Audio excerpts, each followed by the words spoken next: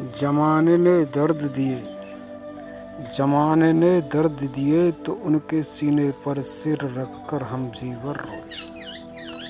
जमाने ने दर्द दिए तो उनके सीने पर सिर रखकर हम जीवर रोए।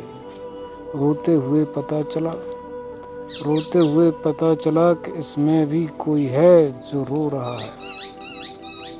रोते हुए पता चला कि इसमें भी कोई है जो जी भर रो रहा है। रो मत पगले, रो मत पगले, यहाँ ही तो जिंदगी है। रो मत पगले, यही तो जिंदगी है। किसके लिए तू रो रो कर खुद की जिंदगी को खो रहा है। कथा कहती है, कथा कहती है कि इस भूख से पहले, इस भूख की भूख से पहले तेरी आवाज़ क्या है। इस भूख में तेरी आवाज़ क्या है, और भोजन कर लेने के बाद तेरी आवाज़ क्या है। क्या तेरी इस आवाज़ में कोई भेद है, क्या कोई फ़र्क है। हे मनुश्रेष्ठ, तेरी आवाज़ अभी ऐसी थी और खाना खाने के बाद तेरी आवाज़ अब कैसी है। क्या इसमें कोई परिवर्तन आ जाने वाला है। यह संसारिक प्राणी इस भूख से पहले, इस भूख के स्वाद की सत्यता को स्वयं से ऐसे जानने वाले हैं कि इस पेट के भरने से पहले इस जीभ से आने वाले स्वाद की सत्यता ऐसी है कि यह जीव इन रसों का, इन रसायनों के रस का स्वाद इसमें लिपटकर, इसमें घुल मिलकर स्वयं की पूर्णता से लेती है। भूख से पहले इस स्वाद का आनंद ही कुछ और है, और जब पेट भर जाए तो इस स्वाद की सत्यता जाती रहती है। प्यास से पहले प्यास की प्यास क्या है, और पानी पी लेने पर इसकी प्यास क्या है। पल भर में मन, कुछ पल में रूप, और पलों के पलों में यह जिंदगी बदल जाती है। यह दुनिया है, यह रूप बदलती दुनिया है।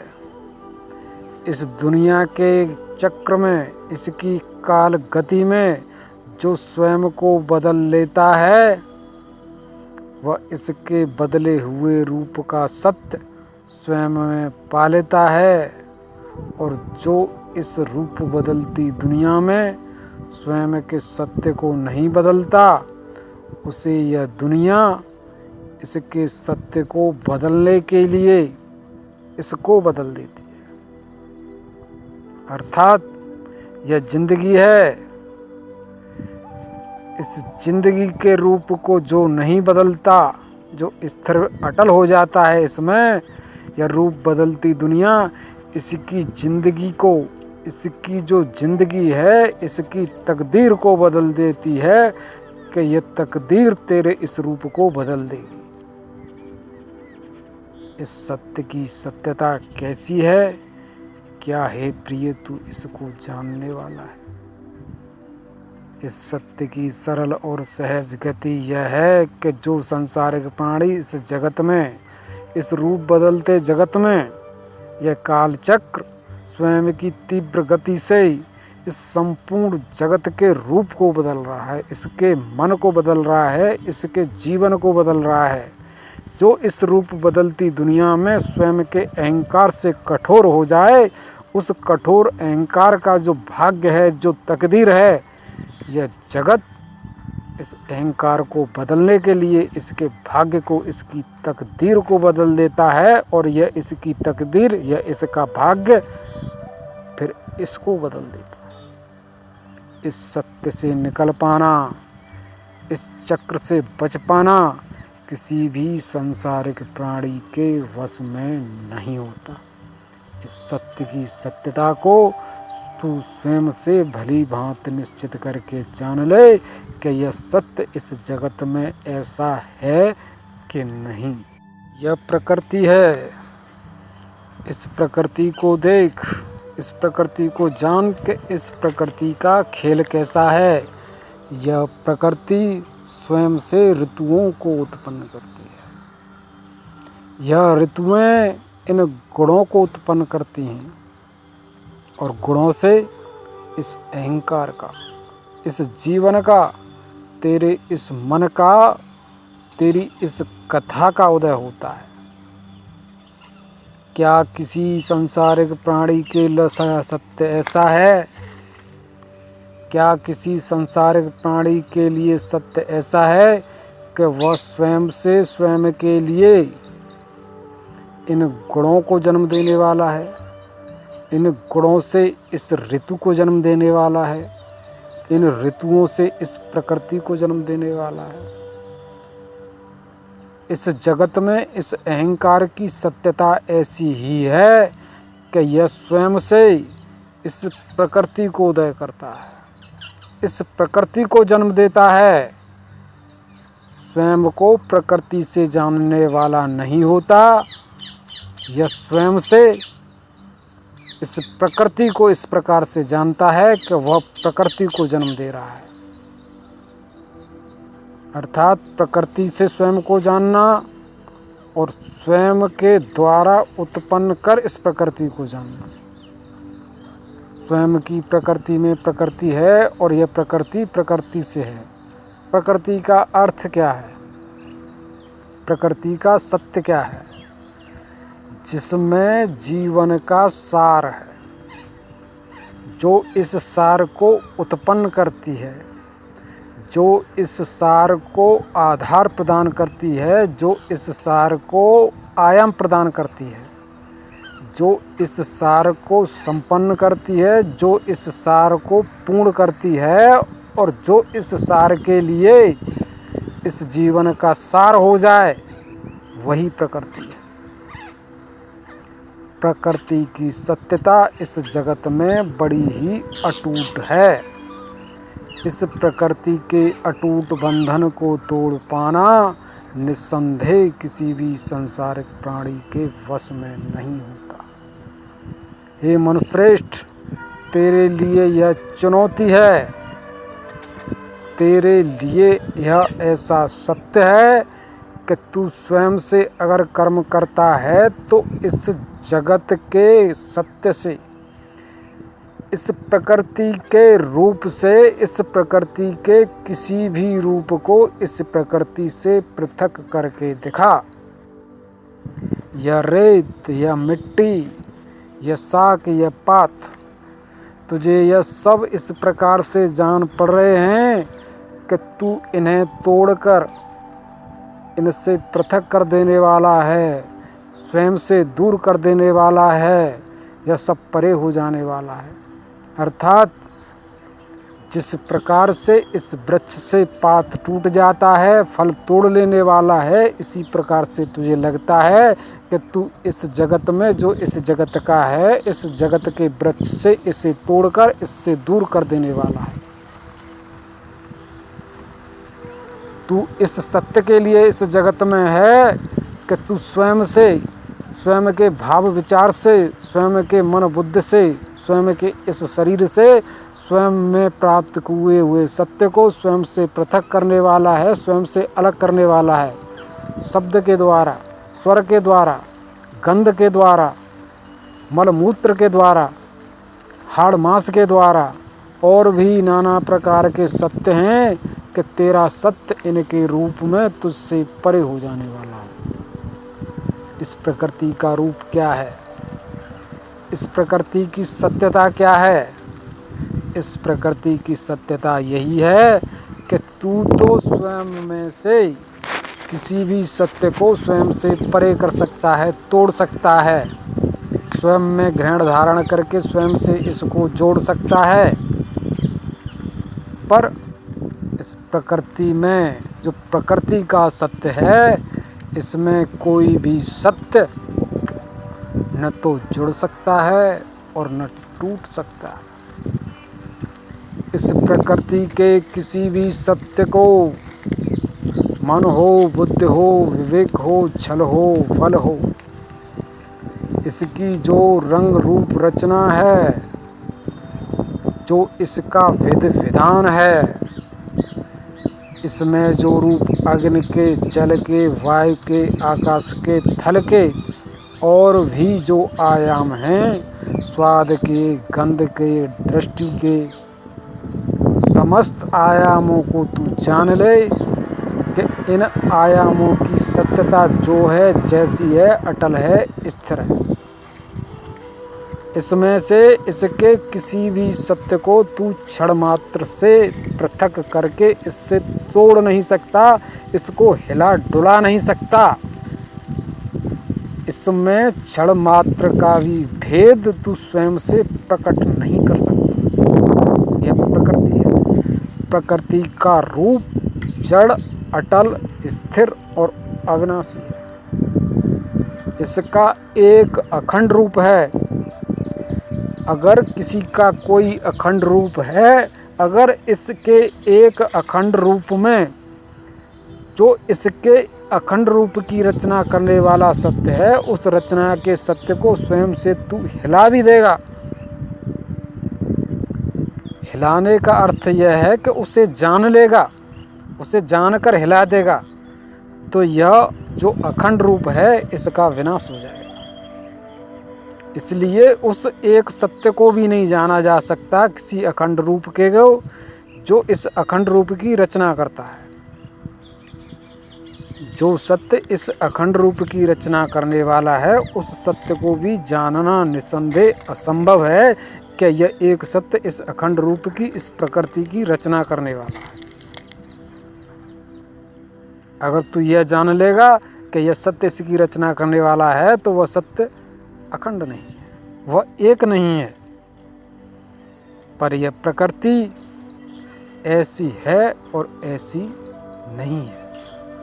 तुझे इस जगत में ऐसा जान पड़ रहा है, ऐसा लग रहा है कि यह जगत क्या है। इस जगत में तू जन्म ले करके अपने हाथ पैर हिला सकता है, मन बुद्ध विवेक हिला सकता है। हिलाने को बहुत कुछ है, करने को बहुत कुछ है। तू मिट्टी में पैर मार करके इस मिट्टी के रूप को बदल सकता है। हवा गति कर रही है, अग्नि गति कर रही है, यहाँ हर चीज़ चल रही है। यह सब दुनिया जितनी है, जो है चलने के लिए यह गति कर रही है, यह भला स्थिर कहाँ है? इसका एक अखंड रूप कहाँ है? यह दुनिया तो गति कर रही है। एक और परिभाषा, एक और व्याख्या इस जगत की ऐसी है कि यह स्वयं के रूप से अखंड है, स्थिर है, जड़ है, अटल है, अविनाशी है।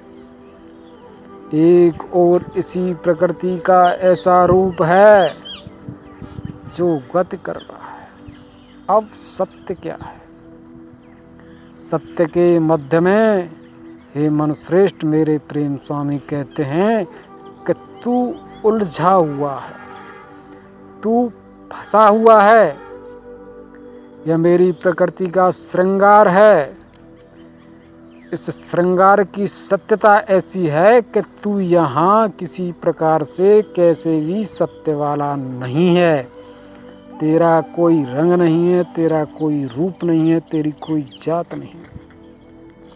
तू न तो स्त्री है, न तू पुरुष है, न तू जड़ है, न तू चेतन है, न गुरु है, न शिष्य है।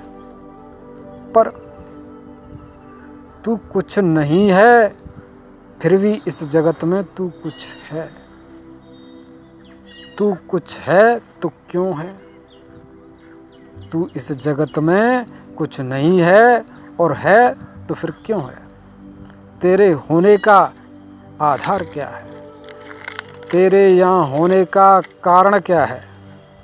क्या इस सत्यता को तू स्वयं से जानने वाला है कि वह कारण क्या है जिसके कारण तू इस जगत में ऐसा है कि मैं पुरुष हूँ, मैं स्त्री हूँ, मेरा रंग ऐसा है, मेरा रूप ऐसी है, मेरी जात यह है, मेरा धर्म यह है, मेरा कर्म यह है, मेरी मन ऐसी है, मेरा बुद्धि विवेक ऐसा है।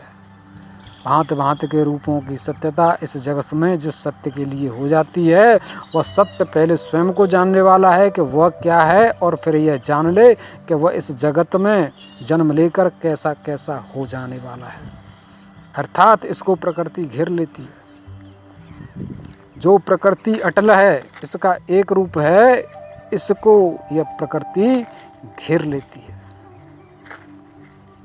इसके एक अखंड रूप में एक ऐसा अखंड रूप प्रवेश कर जाने वाला है जो इस अखंड रूप को स्वयं के अखंड रूप से जानने के लिए है कि यह तेरा और यह मेरा, हम दोनों का अखंड रूप क्या है।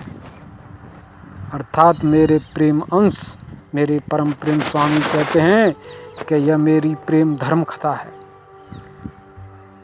यह मेरी प्रेम धर्म कथा है। इसमें एक और मैं हूँ, इसमें एक और मेरा धर्म है, और इसमें एक और मेरा प्रेम अर्थात तू है। तू मुझको, मेरे प्रेम को, मेरे सत्य को इस धर्म से जानने वाला है। यह धर्म कथा है, इस धर्म से तू मुझे जानने वाला है, और इस धर्म को जानने के लिए तू इस धर्म में प्रवेश करता है। पर यह धर्म तो अखंड है और तू भी अखंड है।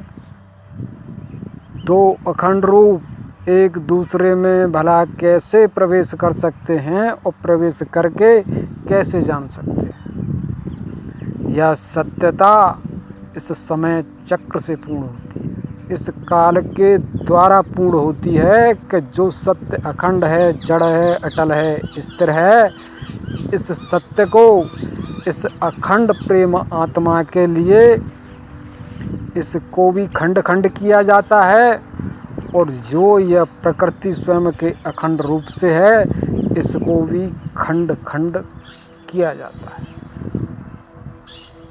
यह सत्यता बड़ी ही सरल है, सहज है कि इस काल चक्र से, इस समय गति से इन सब के रूप खंड खंड होते हैं, और खंड खंड हो करके यह पुनः अखंड हो जाते हैं। जो तेरे लिए खंड खंड हो रहा है, जो इस अखंड प्रकृति का और तेरे अखंड रूप का सत्य इस काल चक्र के द्वारा काट कर, इसको छिन्न भिन्न करके इसमें से प्रकट होने वाली प्रेम ज्योति को यह काल चक्र ग्रहण करता है, और इसको ग्रहण करके इससे इसी में इसकी कला का इसको रूप प्रदान करता है। सत्यता यहाँ इस प्रकार से पूर्ण नहीं होगी। इस प्रकार के सत्य को तू प्राप्त करके भ्रम में, शक में डूब जाएगा कि यह भला कैसे हो सकता है, यह अज्ञान कथा है। सत्य तू इस प्रकार से जान कि यह विधि किसी रूप में नहीं है, इस विधि का कोई रूप नहीं है, विध विध है। इस विधि का एक प्रेम रूप है, एक धर्म रूप है, और यह धर्म रूप अदृश्य और अज्ञात है। पर यह प्रेम प्रकृति का धर्म रूप जिसके लिए भी प्रकट होता है, पहले तो यह जान ले कि यह धर्म प्रकृति स्वयं की विधि से एक किताब का रूप है।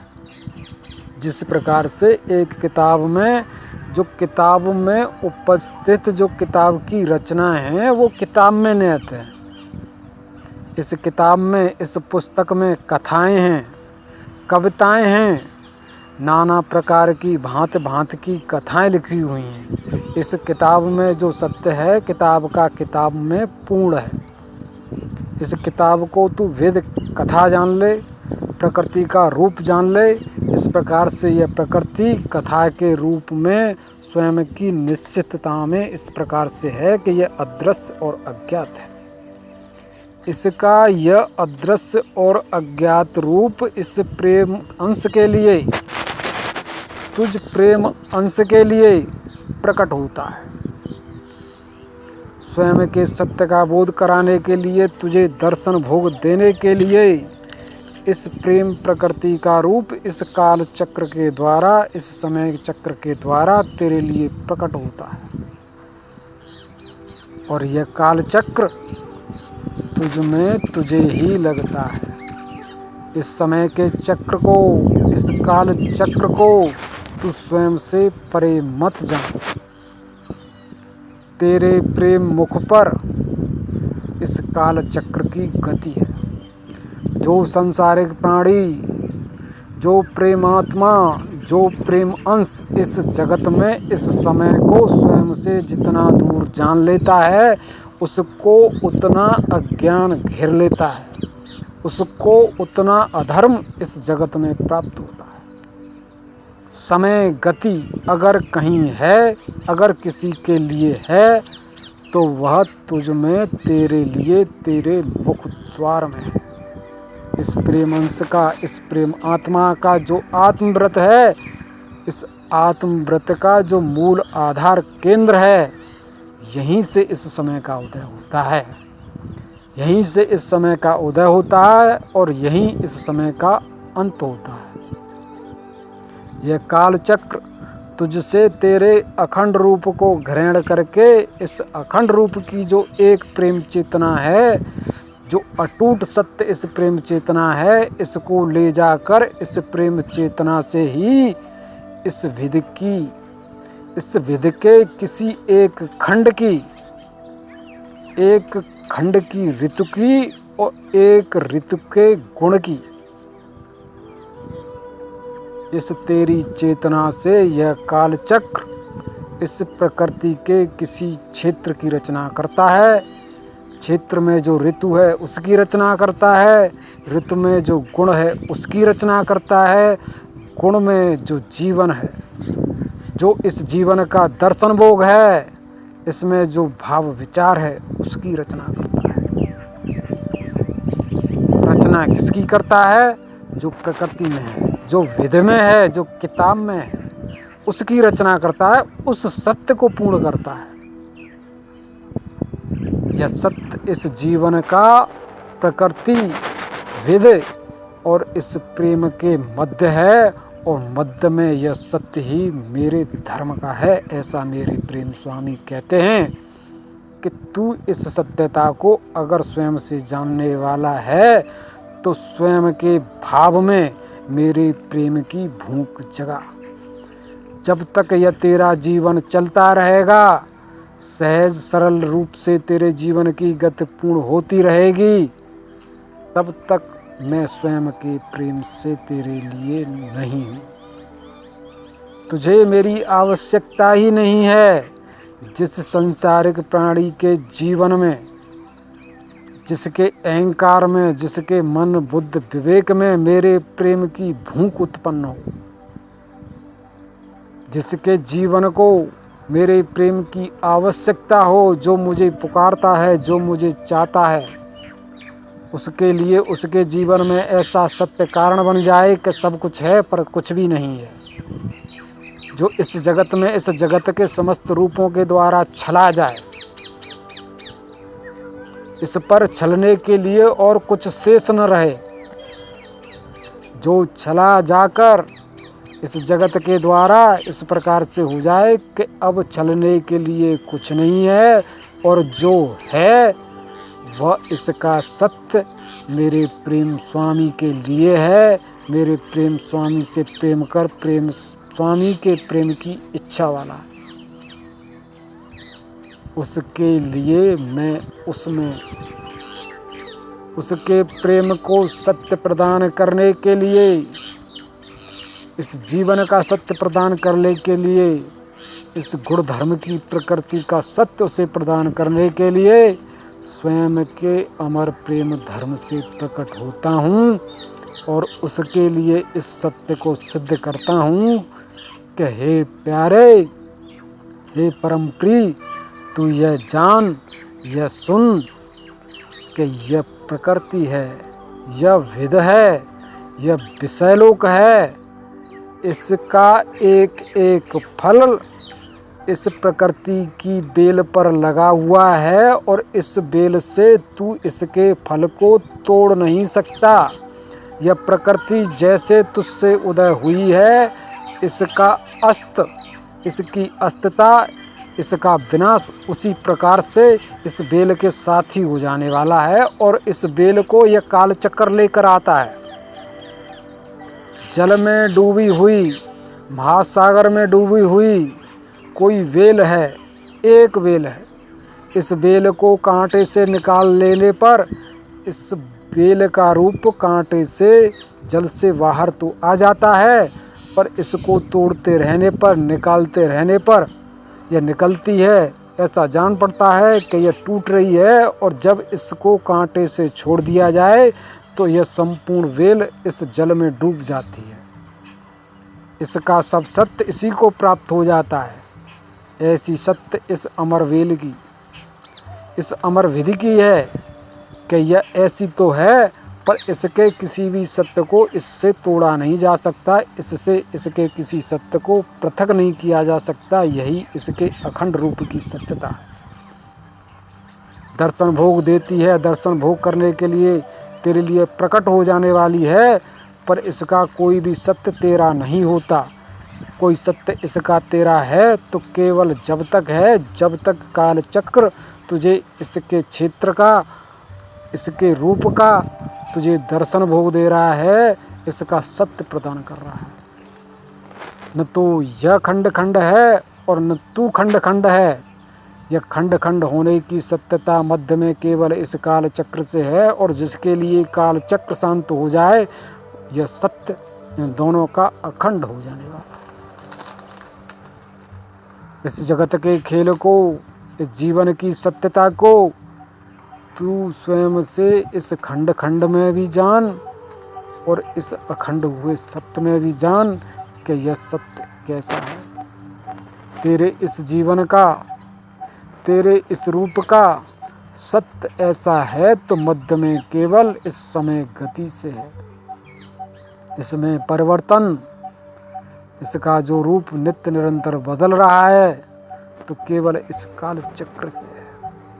काल चक्र की गति भीषण रूप से इस प्रकार से है कि छल से बल, बल से विचार, विचार से भाव, भाव से विचार, विचार से छल और छल से बल एक दूसरे से भड़कर, एक दूसरे को आधार बनाकर एक दूसरे के लिए इस प्रकार से प्रलय गति करके हैं कि किसी की गति को किसी के द्वारा रोक पाना, बस में कर पाना निसंदेह संभव नहीं है। जो इस गति को स्वयं से बस में करने का प्रयत्न करता है, यह गति उसको बदल देती है, और जो इस गति से बदल जाए वह स्वयं को जान ले कि इस गति ने मुझे बदल दिया है। जो मैं पूर्व में था अब मैं ऐसा नहीं हूँ, और जैसा हूँ इसकी गति के कारण हूँ, इसलिए यह गति मुझ में प्रवेश करके मेरी हो गई है।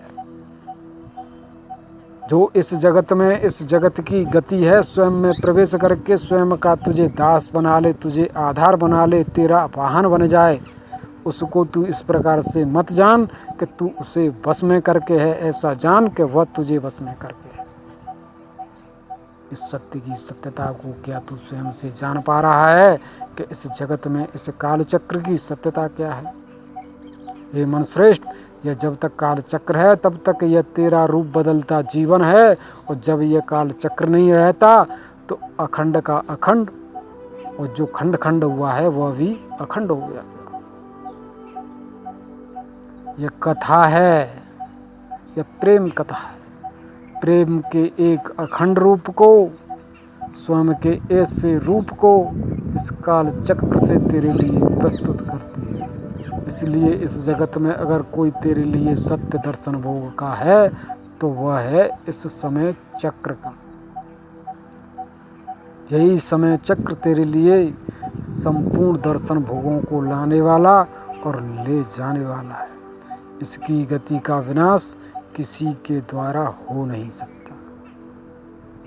इसलिए इस संपूर्ण जगत को तू इस समय चक्र से जान, और इस चक्र से परे तू स्वयं के सत्य को ऐसा जान कि यह संपूर्ण सत्य जो इस जगत का है वह तेरा सत्य नहीं है।